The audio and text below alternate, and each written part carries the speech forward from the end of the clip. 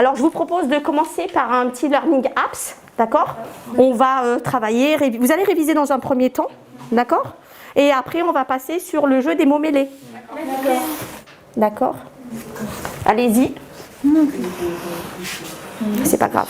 Tu peux aussi, si tu veux retirer les étiquettes, Amandine, ce que je te conseille de faire, non, tu places toutes tes photographies et ensuite essaie de faire les noms. C'est comme tu veux. Ben oui, puisqu'ils ont déjà fait des jeux. Oui. Je n'ai jamais eu de tablette Apple entre les mains. Je ne savais absolument pas m'en servir. Pour moi, ça me faisait vraiment très peur. Donc, j'ai observé beaucoup les collègues. Je les ai beaucoup écoutés discuter. J'ai regardé ce qu'ils faisaient sur leur tablette, etc. Et en fait, je m'y suis mise durant les grandes vacances. C'est-à-dire que je me suis rendu compte qu'on pouvait créer des jeux sur la reconnaissance des végétaux dans différentes matières professionnelles. Thym. Non. Basilic. Non. Poivron. Oui. Non, madame. Hop. Voilà, par exemple. Bah, du coup, madame, ça compte comme un point ou pas?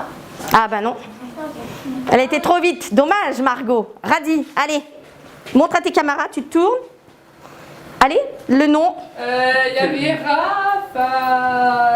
Alors, Radis, Raphanus. Sativus. Bien, Radis, Raphanus sativus. C'est un plein soleil et c'est un légume racine. Voilà, et c'est aussi un légume qu'on va semer en pleine terre. Et derrière, on va faire un éclaircissage. Très bien. Pour moi, c'est aussi la bienveillance, parce qu'il faut vraiment être bienveillant. Parce que les élèves, quand ils arrivent chez nous, c'est je suis nul, je sais rien faire, je suis bon à rien. Donc, il faut sans cesse les valoriser, sans cesse les encourager. Et moi, je veux qu'ils repartent de ma classe en se disant, ben non, je suis une belle personne. J'ai acquis des compétences professionnelles, scolaires et personnelles, parce qu'il ne faut pas oublier qu'il y a aussi des compétences personnelles. Capsicum, annuum.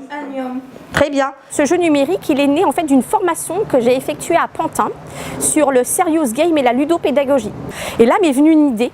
J'étais en train de manipuler des cartes, c'était des cartes sur les multiplications mathématiques, et je me suis souvenue en fait d'un jeu que je faisais avec mes enfants sur les mots mêlés, et je me suis dit oh trop bien, je peux l'adapter à la reco de végétaux, puisque c'est quelque chose de très compliqué, il faut apprendre les noms latins, les élèves ne se rendent pas compte, mais c'est un langage mondial, parce que pour nommer une plante c'est le latin, c'est quelque chose qui est très compliqué, notamment avec des élèves dyslexiques.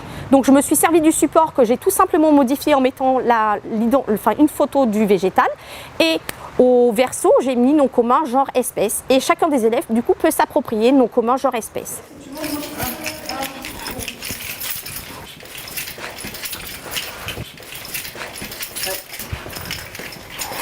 Alors, par rapport aux objectifs pédagogiques et didactiques, ça va permettre aux élèves, dans un premier temps, de reconnaître un végétal, parce que bien souvent ils l'ont dans l'assiette, mais ils ne savent pas le connaître, ils ne le connaissent pas.